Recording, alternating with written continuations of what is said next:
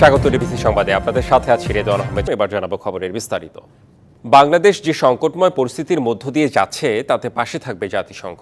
সকালে ঢাকায় জাতিসংঘের কার্যালয় পরিদর্শনের সময় কর্মীদের উদ্দেশ্যে কথা বলেন জাতিসংঘ মহাসচিব আন্তোনিও গুতেরেস। এ সময় তিনি গণতন্ত্র ও মানবাধিকার রক্ষায় বাংলাদেশের চলমান সংস্কারে সন্তুষ্টি প্রকাশ করেন। এর আগে গুলশানে ইউএন হাউস উদ্বোধন করেন আন্তোনিও গুতেরেস। উদ্বোধন শেষে মহাসচিব জাতিসংঘের ঢাকার কার্যালয় পরিদর্শন করেন। এছাড়া বাংলাদেশ জাতিসংঘ সম্পর্কের 50তম বার্ষিকী উপলক্ষে বিভিন্ন আলোকচিত্র পরিদর্শন ও আনুষ্ঠানিকভাবে জাতিসংঘের পতাকা উত্তোলন করেন। নতুন জাতিসংঘ কমন প্রাঙ্গণ পরিদর্শনের আগে তিনি জাতিসংঘ কান্ট্রি টিম বাংলাদেশের সঙ্গে একটি বৈঠকে অংশ নেন।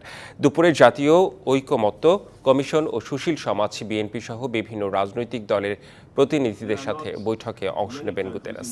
এরই মধ্যে হোটেল ইন্টারকন্টিনেন্টালে গেছেন বিএনপি মহাসচিব মির্জা ফখরুল ইসলাম আলমগীর সহ অন্যান্য দলের নেতারা।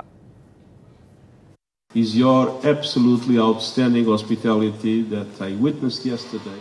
বাংলাদেশের আতিথেয়তায় আমি মুগ্ধ হয়েছে। বাংলাদেশের গণতন্ত্র ও মানবাধিকার রক্ষার মতো সংস্কার প্রচেষ্টা নিয়ে আমরা সন্তুষ্ট। বাংলাদেশ যে সংকটময় পরিস্থিতির মধ্য দিয়ে যাচ্ছে তাতে পাশে থাকবে জাতিসংঘ। Democracy, of human rights, of inclusion, that is exactly what we would like to see everywhere in the world. চট্টগ্রামে পাঞ্জাবির বাজারে অভিযান চালাচ্ছে ভোক্তা অধিকার। এ নিয়ে বিস্তারিত জানাতে আমাদের সঙ্গে যুক্ত হচ্ছেন সহকর্মী মাসুদুল হক। মাসুদুল হক, অভিযানের বিস্তারিত আপনার কাছ থেকে জানতে চাই। এই মুহূর্তে আমি রয়েছি চট্টগ্রামের রিয়াজউদ্দিন বাজারের সেলিম পাঞ্জাবিতে। এটি একটি ব্র্যান্ডের দোকান। তাদের চট্টগ্রাম শহরের প্রায় 6 থেকে 7টি আউটলেট সেন্টার রয়েছে। এই মুহূর্তে এখানে অভিযান চালাচ্ছে ভোক্তা অধিদপ্তর। এখানে এসে আমরা যেটা পেয়েছি, আমরা যেটা দেখেছি সেটি হচ্ছে তারা দেশীয় পণ্য উৎপাদন করে সেখানে ভারতীয় স্টিকার লাগাচ্ছে, এমন অভিযোগ তারা দেখেছেন। এবং এখানে অসংখ্য কিন্তু পাঞ্জাবির বাড়তি দামও এখানে কিন্তু বাড়তি দামও নেওয়া হচ্ছে। এবং এই বিষয়ে জানতে একটু সরাসরি আসতে চাই। আমরা একটা লাইভে আসলে একটু বলতে এখানে কি আমরা এখানে যেটা দেখতে পেয়েছি যে আমাদের দেশের উৎপাদিত প্রোডাক্ট, কিন্তু তারা এটাকে মেড ইন ইন্ডিয়া বলে বিক্রি করছেন এবং তাদের অদ্ভুত যুক্তি আছে। যুক্তি হচ্ছে মানুষ মেড ইন ইন্ডিয়া না হলে বা বাহিরের না হলে তা মানুষ নিতে চায় না। তো এটা আসলে অযুক্তি। আর কিছুতে তারা দাবি করছেন যে এটা সত্যিকার অর্থে আমদানিকৃত, কিন্তু আসলে কোনো ডকুমেন্ট দেখাতে পারেননি। তো ডকুমেন্ট কোথায় বলে যারা এলসি করেছে তারা জানে। আর তাদের কাছে যে প্রোডাক্ট আসছে, কাগজপত্র আসছে 2 বছর আগে তারা ফেলে দিয়েছেন, এটাও অযুক্তি।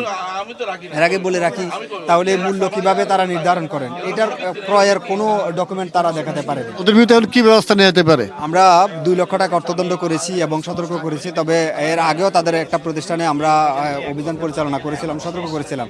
বাংলাদেশের প্রোডাক্ট মেড ইন বাংলাদেশ লিখলে এটা আমাদের দেশের জন্যই ভালো, মানুষ আরও আস্থা পাবে আমাদের দেশের প্রোডাক্টের উপরে। এভাবেই আমাদের দেশের প্রোডাক্টের মান মানুষের কাছে ছড়িয়ে পড়বে। সেলিম পাঞ্জাবি কিন্তু একটা ব্র্যান্ড। আপনাকে ধন্যবাদ যুক্ত হওয়ার জন্য। আসলে আমরা দেখেছি প্রতি বছর রমজান আসলে এভাবে এই সমস্ত পাঞ্জাবির দোকানগুলোতে কিন্তু বাড়তি দামে পাঞ্জাবি বিক্রি করা হয়। এবারও তার ব্যতিক্রম হয়নি। এখানে আমরা দেখেছি অনেক উচ্চ মূল্যে কিন্তু বিক্রি করা হচ্ছে, যেগুলোর বাজার মূল্য তেমন না। এখানে একটি পাঞ্জাবি দেখা গেছে যেটির দাম 10 থেকে 11,000 টাকা, কিন্তু এখানে অভিযান শুরুর পর সেটি হয়ে গেছে 2,500 থেকে 3,000 টাকা। এইভাবে কিন্তু নগরের বিভিন্ন পাঞ্জাবির দোকানে কিন্তু এভাবে চলছে। মানুষের সাথে যারা গ্রাহক, যারা ভোক্তা, তাদের সাথে প্রতারণা করে আসছে। মূলত এই জন্য অভিযান, এবং এই রোজার ঈদের আগ পর্যন্ত এই ধরনের অভিযান অব্যাহত থাকবে। সর্বশেষ যেটি, এই আপনার দোকান থেকে এই মুহূর্তে প্রায় 2 লাখ টাকা জরিমানা করা হয়েছে, এবং যারা এই ধরনের অসাধু উপায় অবলম্বন করবেন তাদের বিরুদ্ধে এই ধরনের অভিযান অব্যাহত থাকবে বলে জানিয়েছেন ভোক্তা অধিদপ্তরের কর্মকর্তারা। তো এই ছিল আমার কাছে চট্টগ্রাম থেকে খবর। জি, আপনাকে অনেক ধন্যবাদ মাসুদুল হক। জুলাই শাপলা ও পিলখানা হত্যাকাণ্ডের বিচার, গণহত্যাকারী আওয়ামী লীগকে নিষিদ্ধকরণ এবং ধর্ষকের বিরুদ্ধে দ্রুত বিচার ট্রাইব্যুনাল গঠনের দাবিতে শাহবাগে জড়ো হয়েছে ইনকিলাব মঞ্চ। এদিকে কেন্দ্রীয় শহীদ মিনারে বাম সংগঠনগুলোর গণমিছিল স্থগিত করা হয়েছে।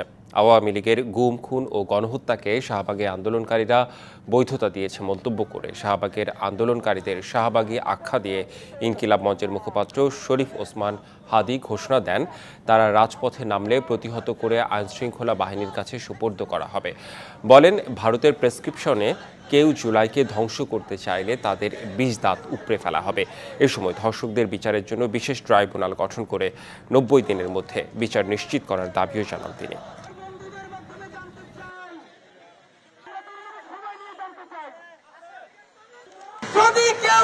আক্রমণ করে ধরে ধরে আইনে সুপর্দ করা হবে। শাপলাকে খুন করছে তোরা, এরপরও ভিকটিম কার্ডও খেলছ তোরা। জুলাইয়ের বাংলাদেশে সেই ভিকটিম কার্ড আর খেলতে দেওয়া হবে না। মাগুরার শ্রীপুরে শিশু আসিয়ার কবর জিয়ারত করেছেন জামায়াতের আমির ডাক্তার শফিকুর রহমান। সকাল 10:30টায় শ্রীপুরের সোনাকুণ্ডি কবরস্থান জিয়ারত করেন তিনি।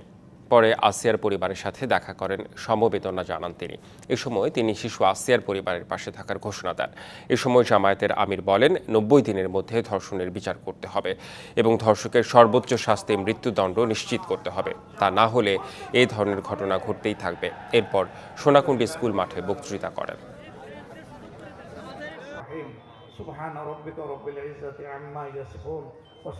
তাদেরকে সান্ত্বনা দিতে এসেছি, তাদের প্রতি সহানুভূতি প্রকাশ করতে এসেছি এবং তাদের পাশে কিভাবে দাঁড়ানো যায় সেটা বুঝতে এসেছি। সমাজে এই ধরনের ভয়ঙ্কর অপরাধ সংঘটিত হবে, আপনারা সাংবাদিক মহল সত্যকে সত্য হিসাবে তুলে ধরবেন। বাংলাদেশ প্রকৌশল বিশ্ববিদ্যালয়ের শিক্ষার্থী আবরার ফাহাদ হত্যা মামলায় হাইকোর্টের রায় রবিবার।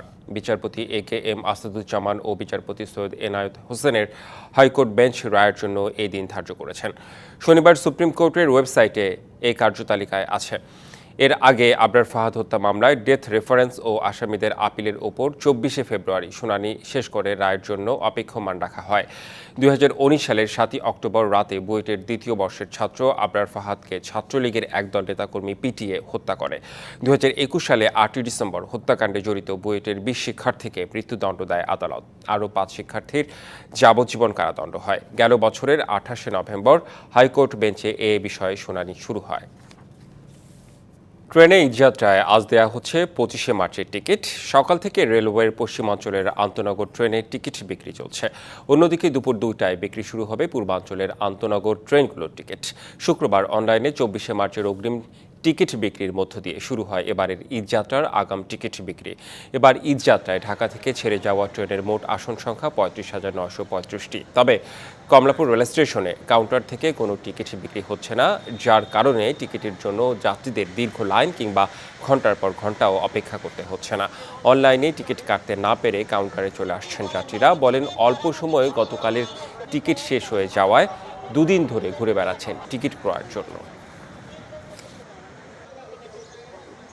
অনলাইনে ঢুকছি কিন্তু পাওয়া যায় না। তো এর আগে অনেক চেষ্টা করছি আমি তো ট্রেনে নিয়মিত যাওয়া আসা করি। এটা দেখে একটা সিন্ডিকেট করে এরা মানে দেখা গেছে যে অনেক আগে এরা বুকিং দেয় করে রেখে দেয়। আমাদের জন্য একটু সমস্যা হয়ে যেত, আমরা যারা না বুঝি তাদের জন্য খুব সমস্যা। 15 তারিখে দেবে 25 তারিখে, তো আমি 25 তারিখে যাওয়ার চিন্তা ভাবনা করছি। তো অনলাইন আমি কালকে অনেক ট্রাই করলাম কিন্তু ঢুকতে পারছিলাম না। সংবাদ এই ছিল এখনকার মতো। ডিবিসি নিউজের সংবাদগুলো পড়তে ভিজিট করুন dbcnews.tv আর ভিজিট করুন ডিবিসি নিউজের ফেসবুক পেজ এবং ইউটিউব চ্যানেল। সঙ্গেই থাকুন।